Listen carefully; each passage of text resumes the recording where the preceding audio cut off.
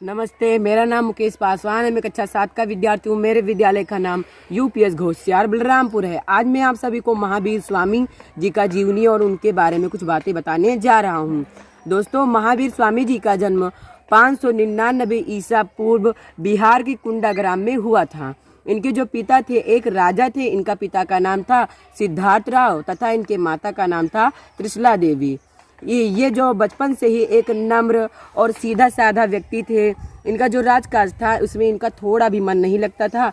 ये इनका ज़्यादातर मन ध्यान में लगता था। ये बहुत सीधे साधे व्यक्ति थे। ऐसे ही दिन बीतते गए, गुजरते गए। जब ये बड़े हुए तो इनका विवाह एक कन्या से हुआ जिसका नाम था यशोधरा।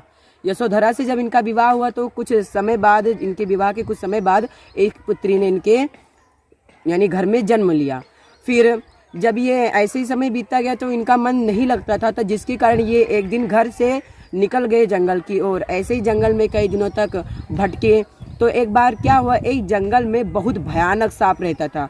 जो सांप था इसका रूप, रंग, आकार वह बहुत ही भयानक था। जो लोग उस जंगल में जाते वह सांप उन्हें देखकर ही कुछ लोग मर जाते थे या फिर उन्हें काट लेता था। सांप तो वैसे जहरीला होता है। तो एक बार जब महावीर स्वामी उस जंगल में गए तो एक वृक्ष के नीचे ध्यान में बैठ गए। तभी एक वो सांप फिर आया और इनको देखा और कुछ अपना दिखाया खाया।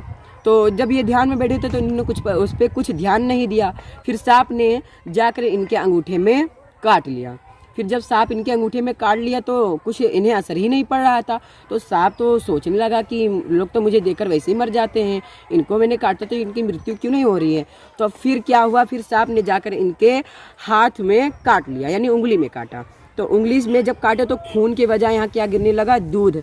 तो यह देखकर जो सांप था यह इतना आश्चर्य में पड़ गया, इतना अचंभित में पड़ गया, या घबराने लगा और सोचने लगा यह कैसे हो सकता है।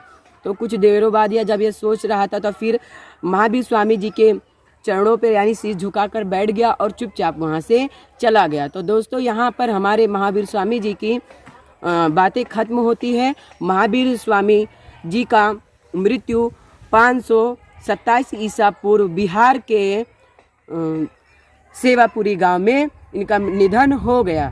धन्यवाद।